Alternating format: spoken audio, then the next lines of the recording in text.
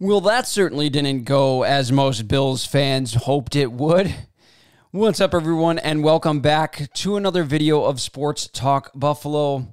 In one of the most anticipated games in a while, because the Buffalo Bills were able to have a stadium full of fans in over a year, they came out and laid an absolute clunker on offense, managing just 16 points and 371 yards of total offense. And they end up dropping their home opener and season opener 23-16 to the Pittsburgh Steelers. Now, I want to go over some of the good and bad things in this game so that we can kind of assess what really happened to the Buffalo Bills in their home opener and making them go 0-1 to start the season. We're going to start with the good in this game. Something to kind of hold on to for Buffalo Bills fans moving forward in this season. And the good is, although they played like absolute dog shit on offense, their defense was stellar.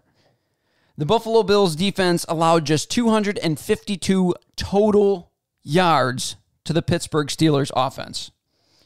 And especially against the run, I thought the Buffalo Bills defense looked very, very solid.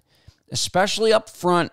The front four played absolutely stupendous. Their linebacking core was very, very good. Tremaine Edmonds looked very solid.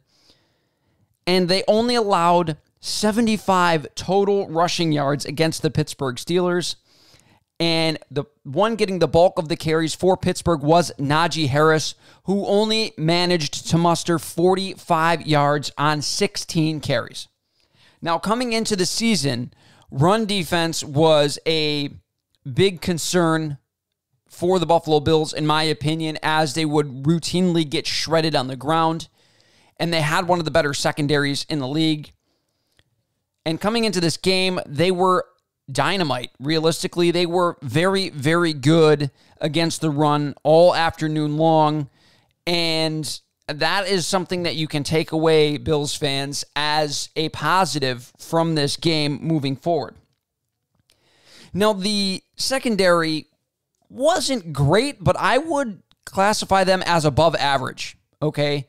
I thought that they played pretty well against the pass. Also, the defense was able to sack Big Ben twice. And the secondary didn't allow a passer or a receiver to get above 52 yards all game long. Their best receiver had just 52 yards in this game. And that is pretty much all the good that you can take away from this first game of the season. Now let's jump into the bad.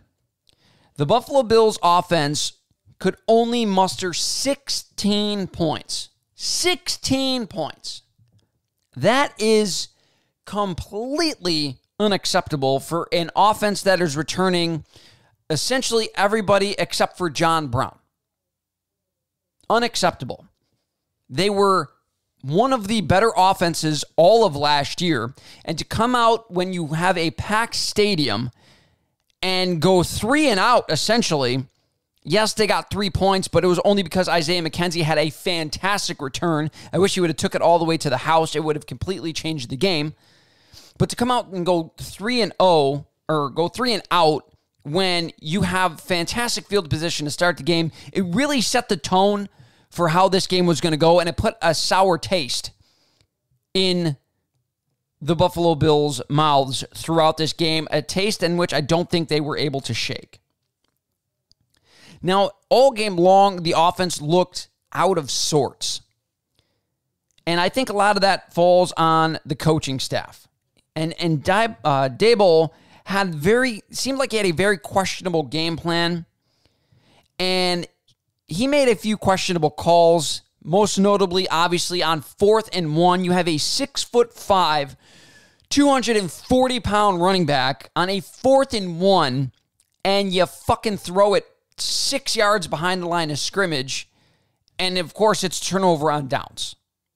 Now, yes, I know that the Bills were able to pull off a similar play, and it was a big play and ended up being a touchdown years ago with Drew Bledsoe.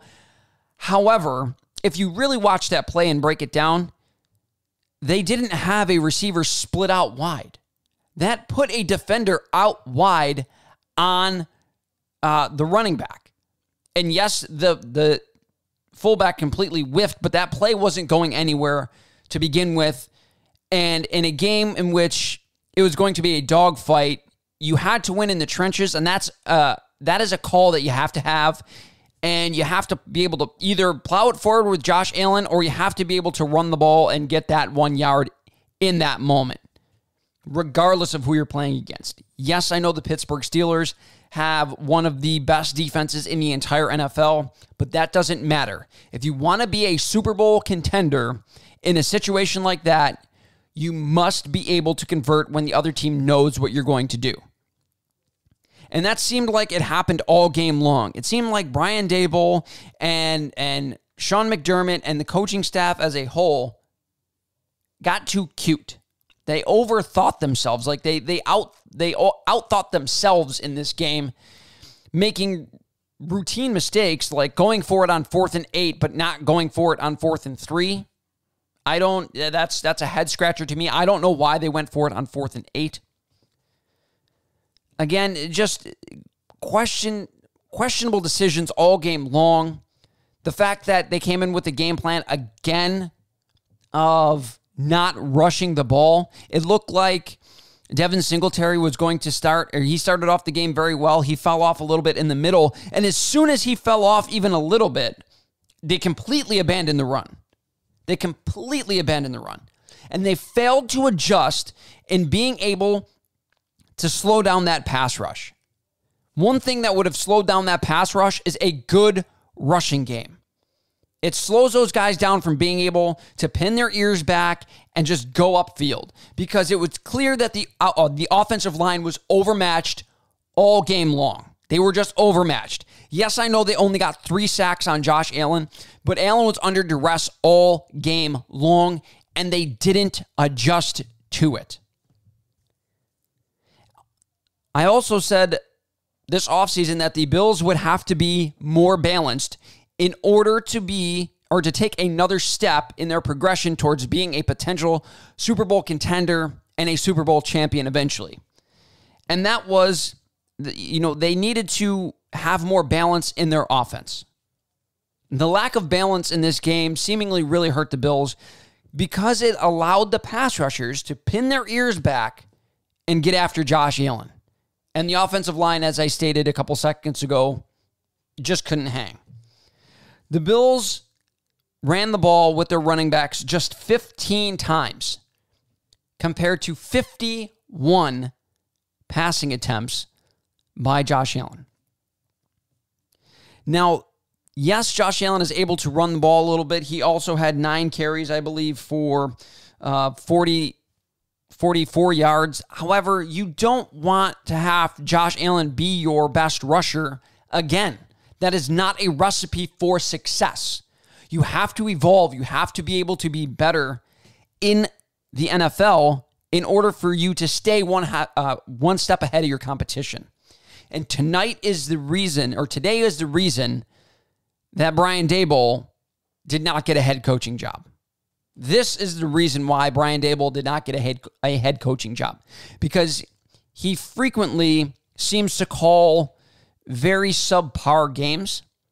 And last year it seemed to work because everything clicked. It was a magical season last year, and absolutely everything clicked and went right for the Buffalo Bills. However, this season it did not click in the first game.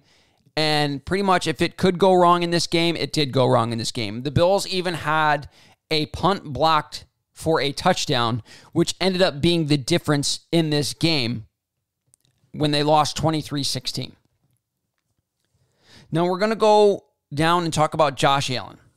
And yes, I categorized him under bad. However, Josh Allen wasn't bad in this game, but the expectations have been raised for Josh Allen. So the performance that he put on was just not good enough. His stat line ended okay. 30 of 51 for 270 yards and 1 touchdown with 9 carries and 44 yards. Now that's okay. That is 2019 Josh Allen. That's okay. That could potentially win you the game. However, when you just sign a massive contract to be the star of the Buffalo Bills, to be the guy in Buffalo, you cannot leave plays out on the field the way he did today. He had a screen pass in which he seemed way too hurried. Like he just had to get the ball out of his hand so fast instead of taking his time, taking a step towards his receiver, throwing a nice screen pass. He skipped it to Cole Beasley. And then he had a play in which he had Emmanuel Sanders, who absolutely dusted his guy on the outside, streaking up the middle, and Josh Allen doesn't put enough air under the ball, doesn't have enough arc on the ball, and throws more of a line drive pass, and he overthrows Emmanuel Sanders. Would have been an easy walk-in touchdown. He had 2 steps on the next closest defender. There's also another play in which it was a flea flicker, and instead of putting a little bit more mustard on the ball to be able to get it into Stephon Diggs, he kind of lofts it a little bit, and it was able to be knocked away by the Pittsburgh defender, giving the defender a little bit of time to regroup and get in and be able to make a play on the ball. Those are just a couple of examples in which Josh Allen needs to be better in order for the Buffalo Bills to be real contenders in the NFL. Now, with that said, while many fans are absolutely losing their minds because of how putrid the offense was in this game, I want everyone in the Mafia to take a step back, breathe, and remember this is only game number 1 of a now 17-game schedule.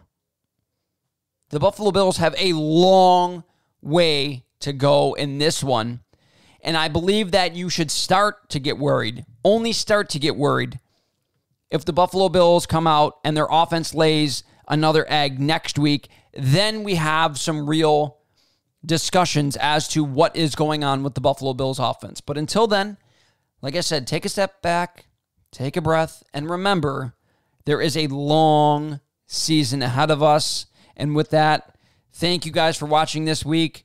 Remember to subscribe and hit that notification bell so you guys never miss a video. Like this, share it with your friends and family. Let them know we're out here talking Bills, Sabres, and UB Bulls, football and men's basketball every single week. Thank you guys for watching. Have a fantastic week.